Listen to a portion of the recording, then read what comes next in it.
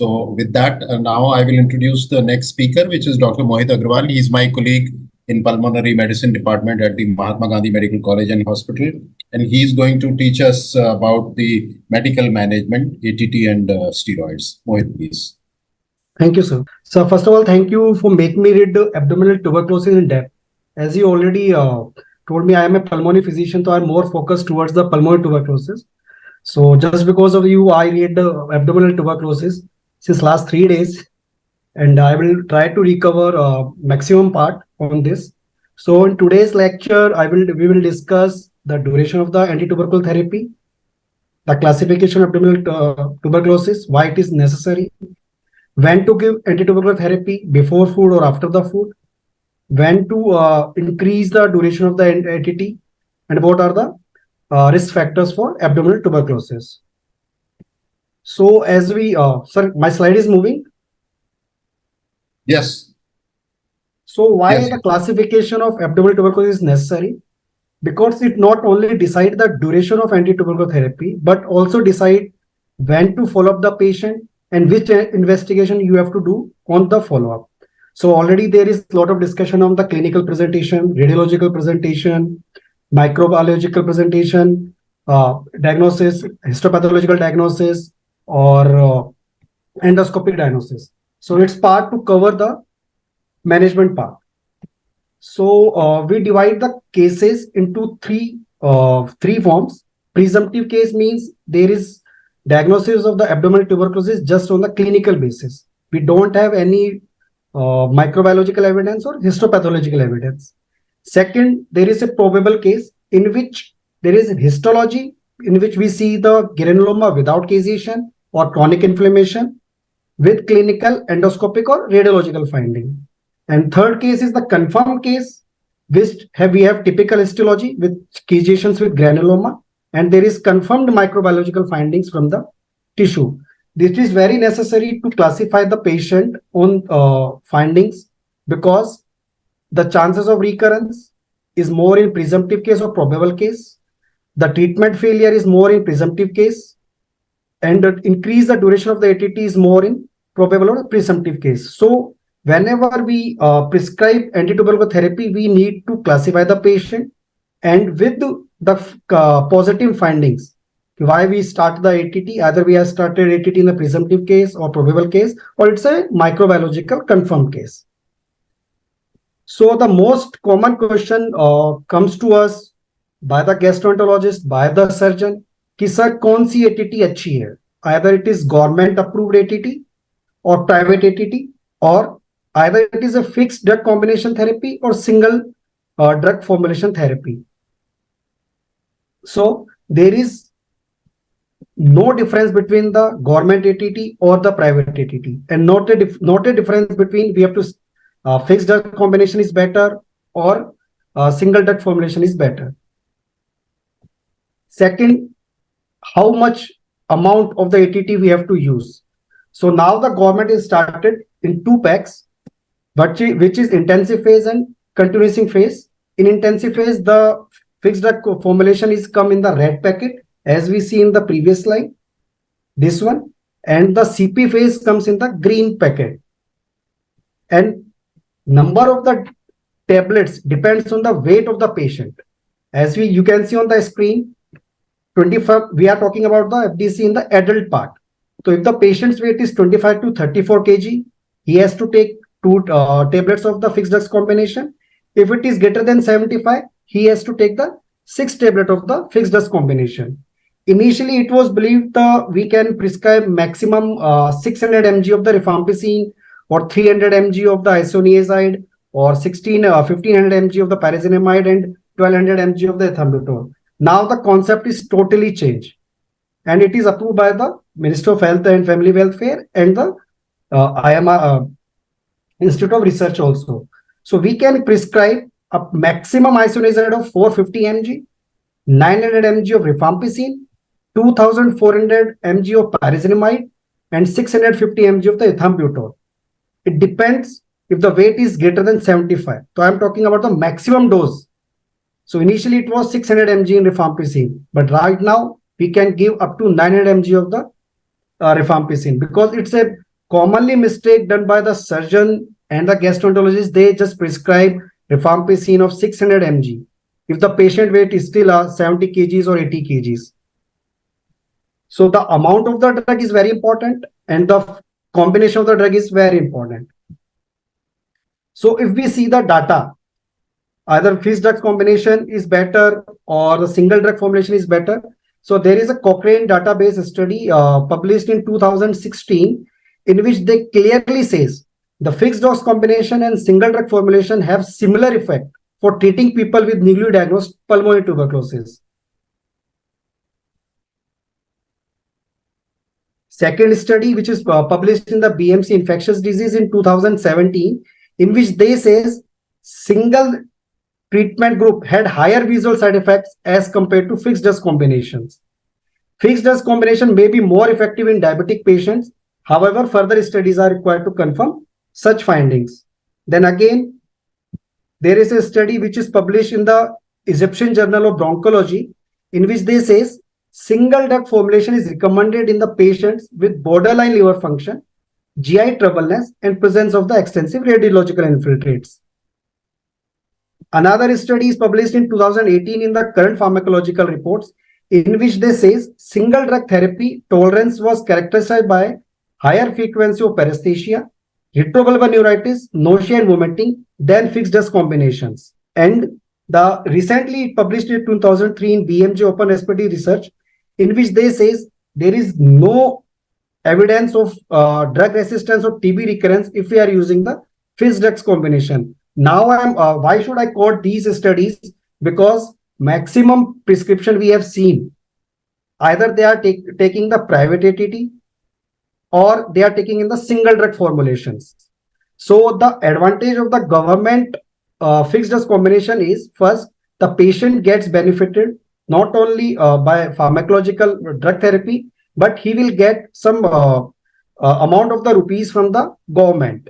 Second thing, the cost of the ATT around comes 1,500 to 2,000 bucks per month. And in our in the endemic area in India, we have seen a lot of the poor patients. So 1,500 to 2,000 rupees are still valuable for them. So I will prefer fixed drug combinations until unless it is contraindicated. And what are the contraindications we will see in this lecture.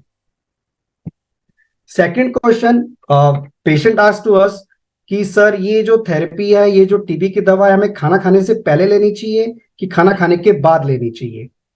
तो my answer is, whenever possible, counsel the patient, you have to take these medication before breakfast.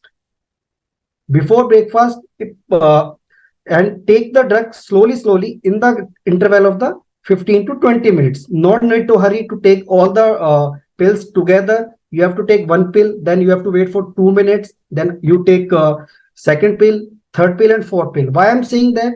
Because just because of the pharmacology, if all the drugs we are taking together, the area under curve of these medication is got maximized, and it will give maximum response to the patients.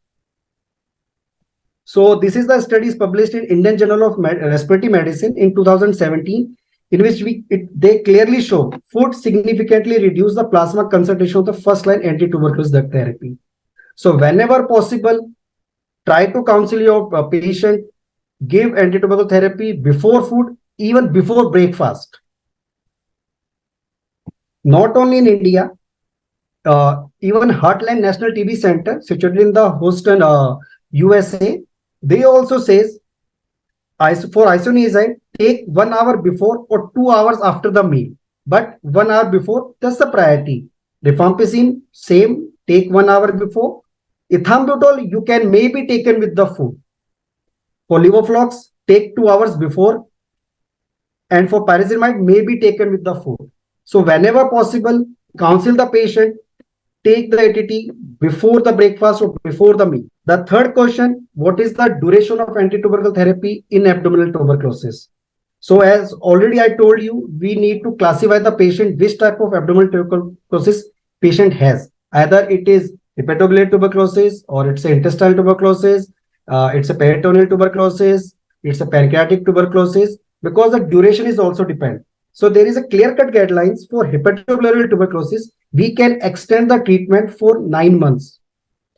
But other form of tuberculosis, we have to give the duration of the 6 months, and we can increase the duration on case-to-case basis. We need to consider risk factors also before starting the anti-tubercular therapy on follow-up of the patients, because these are the risk factors which makes the chances of the relapse or recurrence of the tuberculosis very easily, failure of the treatment very easily, because the patient has some risk factors like cirrhosis, chronic kidney disease. These patients are comes in the risk group because they are very prone for relapse of the tuberculosis, not because of their comorbidity, but just because of the drug interaction also, because they are taking multiple pills. If they are taking multiple pills together with anti-tubercular therapy, there are more chances of the drug interaction, more chances of the side effects. And these patients are least adherent for the anti-tubercular therapy. So we need to identify what are the risk factors are associated with if the patient is recently diagnosed with the HIV, we need to start HIV treatment after the 14 days of the treatment. If the patient has type 2 diabetes mellitus, we need to control the blood sugar also. If the patient has prior history of the pulmonary tuberculosis, we need to find out the patient is still there is active lesion or not, is there or not. If the patient is using steroids, or the patient has underlying malignancy, or the patient has some liver disorders or chronic kidney disorders, because these are the patient in which we need to increase the duration of the ATT, and we need to find out the drug interaction, either patient is taking which drugs. And rifampicin, especially rifampicin, he's responsible for he's an enzyme inducer by pharmacology. So if there is patient is taking warfarin or patient is taking other drugs, so rifampicin is most commonly drug which can cause the failure of the other drugs. So we need to find out the risk factors along with the abdominal tuberculosis. Second, what is the recommended dose for the patient with chronic kidney disease? As I already explained, because these patients require more duration of the therapy, modification of the therapy also. Rifampicin, it is metabolized by the liver. So there is no need to adjustment in the dose in the patient of the chronic kidney disease patients. Same as with isoniazid, it is metabolized by the liver. But the pyrazinamide and ethambutol, they are excreted by the kidney. So we need to modify the dose of the pyrazinamide and ethambutol. We are not supposed to give these drugs daily. We have to give alternate day, if possible, after the dialysis. So we need to identify risk factor, patient has CKD or not. If CKD is there, we need to modify. Same thing happened with the patients who are having chronic liver disease. All the ATTs, specifically isoniazid, rifampicin and pyrazinamide, they are very hepatotoxic. So patient who is already have chronic liver disease, we have to be very cautious. First of all, we need to classify the patient into according to child group, child score. Either patient's fit is into child A group, child B group, or child C group. If the patient comes in child A group, we have to give the regimen in which 2 hepatotoxic drugs should be there instead of 3. And the treatment recommendation is the duration of the anti-tubercular therapy is 9 months. Or if we are giving with 4 drug regimen, we have to omit the pyrazinamide because it is the most hepatotoxic drug. It is replaced by the streptomycin or levofloxacin in intensive phase and 6 months of HRE phase. Or we have to start the regimen with RZE. We have to omit the isoniazid and give the treatment for 6 to 9 months. Similarly, in child B and child C group, we have to modify the drug regimen. Now the question comes, indication of the steroid in tuberculosis. So the steroid is indicated in tuberculous meningitis, ocular tuberculosis, pericardial tuberculosis, and adrenal tuberculosis. But there is a strong no to give steroid in abdominal tuberculosis.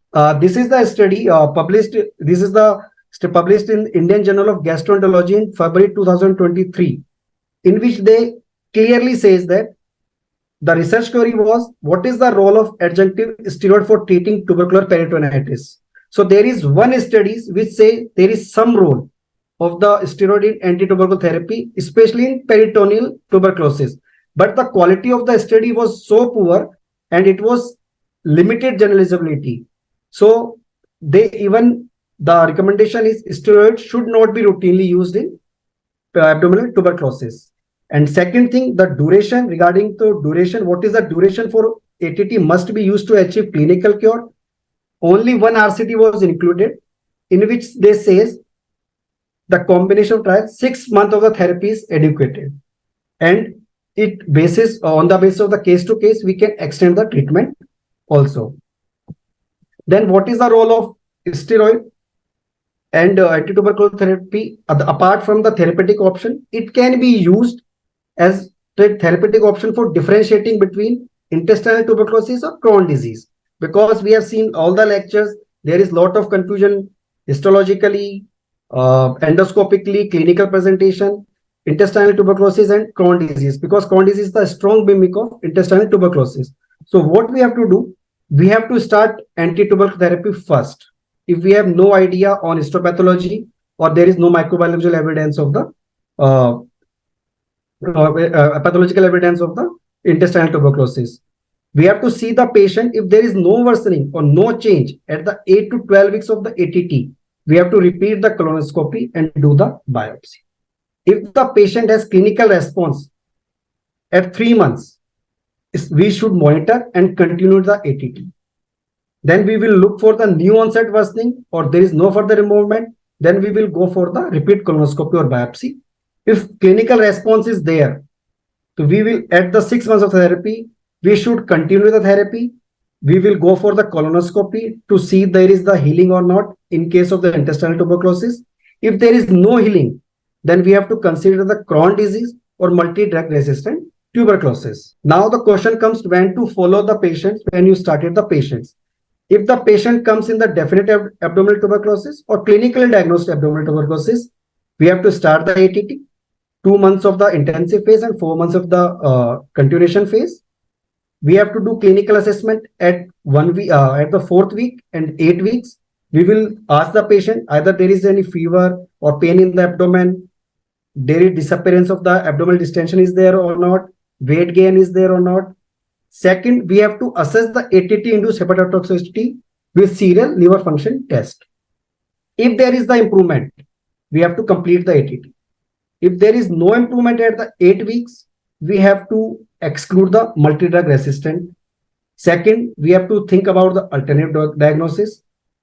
If there is improvement in clinical diagnosed case, then we have to complete the ATT. The same thing is published in the Indian Journal of Gastroenterology in 2023, in which they clearly says we have to follow the patient in 4 to 8 weeks for peritoneal tuberculosis by doing the abdominal ultrasound. If the patient has intestinal tuberculosis, we have to consider the colonoscopy at 2 months for seeing the early mucosal response. So the clinical parts of the take-home message from this discussion is, we have to prefer the fixed dose combination, if possible government added, according to the weight band over single dose formulation until unless contraindicated. It is contraindicated in CLD and CKD patients. Second, drugs to be given without food, preferably before breakfast. Third, we have to, duration of the treatment must be 6 months, with the decision to extend the treatment made on case-to-case basis. And the fourth, we have to very close follow-up and monitor for the adverse event is induced by the anti-tuberculosis therapy. Thank you, sir. Thank you, Mohit.